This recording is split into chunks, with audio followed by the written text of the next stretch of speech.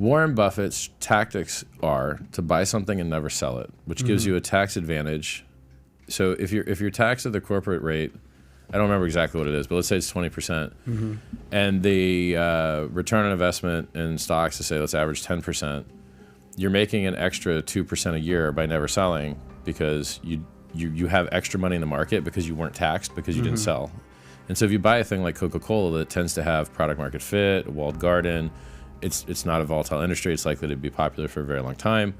So he buys Gillette, he buys Coca-Cola, he buys things that have McDonald's, Apple, boring, that kind of thing. Exactly. He's a traditionalist. The Apple thing's new. If there's anyone that's the exact opposite of Warren Buffett, I think it would be Richard Hart. True. Yeah. In terms of But Apple wasn't even his lifestyle-wise. idea. It was someone else at his company that Correct. he has to. Either was Coca-Cola He's or gonna die. McDonald's. He's gonna die, and then he has to hand it off to the next guy. So the next guy might as well get experience. So the issue is like, why do I care about Warren Buffett or the stock market when it only did a 2x in 14 years? You had to wait 14 years to get a 2x in the S&P 500, and this is with all-time high inflation, with 0% interest rates, with money printing out the yin-yang. You couldn't have had a better macro environment for stocks to appreciate. And so the S&P 500 in this environment where, if you adjust for inflation, it's not even that good. Like if you adjust for inflation, you didn't get a 2x. And so why would I care about 14 years wait for a 2x when I can get that in a month in crypto? Like Hex just went up 2x in the last month. So do you want to wait 14 years or do you want to wait 30 days? It's really that easy. And like all this other stuff, I don't care. Like, well, I never talk about my money, but I can say that, I mined Bitcoin at 50 cents. I bought Bitcoin at 30. It went directly down to 2. So that was a 93.5% drop instantly. That was my, yeah. But I wish I bought more. This was in 2010. I wish I'd bought the dip. Imagine if I bought the dip. That'd be much nicer, right? Like if you just 2x your investment on a 90% dip, you 10x your stack. When you're trying to be like Mr. Badass, own the world kind of stuff, like talking about getting wrecked and like, having it go wrong, it's not high value. You know what I mean? You're not demonstrating higher value talking about how you got annihilated somewhere, right? Money's a force multiplier. So it's just like violence. You can use violence to make the world a better place, or you can use it to make the world a worse place. And money is similar. What are you doing with your money? Like for instance, I'll give an example. Buying all those exotic like luxury watches, I'm actually enslaving a Swiss person to stare at a microscope for a year. That's actually sucks, right? Like his life sucks, his back hurts. Now I have something that tells time poorly. My phone murders it as far as actually telling time goes. And nobody buys a watch to tell you what time it is. Exactly. Yeah. It's just, Right. So, it's unfortunate that I am forced to enslave old Swiss people in order to flex so people like me more. I wish there was a better way. Why do you to look at it as like enslaving Swiss people? That's how they make their money. That's how they provide income. Yeah, that's it's a different way of looking at it. I appreciate what you're saying, but that guy's like, I need a job and this is where I'm going to work. It's an entrepreneur. I would rather see him do something else. But someone has Who to do gives a it. shit what that guy does though? I the care. Swiss. I want to make the world better. Like I want the world to work better. I want politics You're a capitalist. to work better. Yeah, but so okay, let's take Steve Jobs, right? When you went back before the iPhone existed and you asked people, what do you want out of your phone? Their answer would be more buttons. And then he's like, wait a second. Actually, I don't care what you want. I'm going to make you want what I think you really should want. And here's a phone with almost no buttons.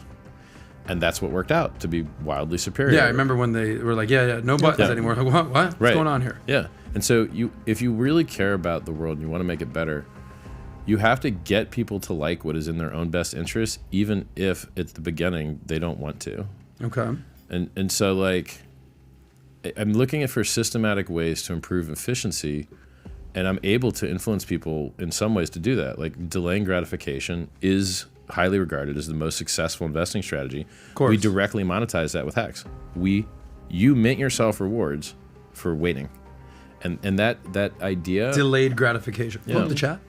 That idea of do the thing that hurts now, but do way better later is all of personal development, all of weightlifting, all of education, even all of relationship. Like you're going to have to go talk to a girl that doesn't know you. That's going to suck. And most of the time they're going to tell you to buzz off.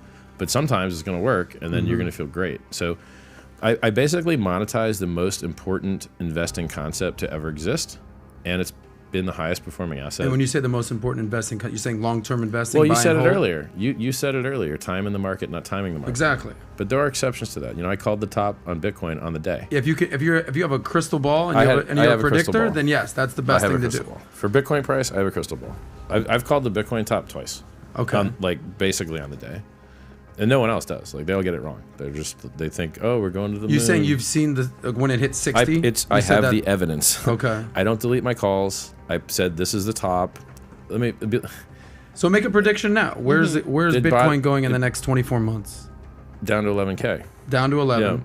Yeah. That's the bottom. No. And then basically, where's the top, you think, in the next 24 months? Well, it's on its S curve. It's the top of its S curve, but no one realizes it. So the world's richest guy bought. El Salvador made it legal tender.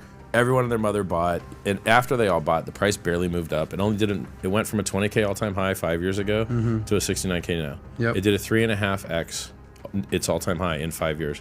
Meanwhile, Hex did 10,000x, and Ethereum did, so from the COVID dip, Ethereum went from 88 to 5,000, and Bitcoin went from 3,800 to 69,000. So Ethereum outperformed Bitcoin 3x, and is likely to continue to do so. It's a superior technology. So are you, based on sort of your tone, are you not a fan of Bitcoin? Are you not? I think Bitcoin's garbage. Garbage. It's better than the S&P 500. Yeah, it destroys the environment. The more valuable it is, the more the environment it destroys. Pulsechain solves this. It is slow. It's expensive. It has no roadmap. It has no anonymity. It has no stable coins on it. It has no tokens on it. It has no time deposit on it.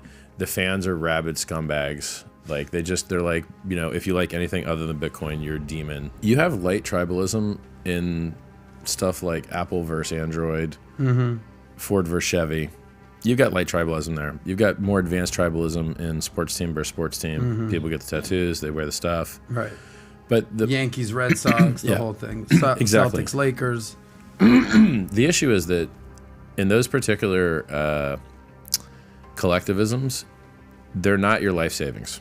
Right. And when someone else defects from your team and hurts the price, now your life savings are injured. Gotcha.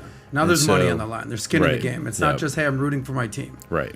So the tribalism is even that more enhanced, is what you're saying. People, and even if you didn't put your life savings in, these things appreciate and value so much that it becomes your life savings unless you're constantly selling. Got it. Because you would have to constantly sell to try and maintain that as a small portion because it outperforms everything else. There's no question. Unless you bought the top. And then if you're following me, you probably didn't. So it's now that tribalism, you have to ask yourself, is it useful or is it non-useful? And the answer is both. It stops people from buying scams. That's good. So if you're a Bitcoin maximalist, you're not going to buy scams because Bitcoin is not a scam. It's at the top of its S curve. It dumps as hard as everything else, and it doesn't pump as hard. Its pumps get lower and lower every single cycle. It's too heavy now. It's slow. It's old. There's no improvements to it, etc. But it still works, and it's still better than getting scammed, unlike Celsius, which is bankrupt, or Luna, which went to zero, or all these other things I've warned people about that they don't listen.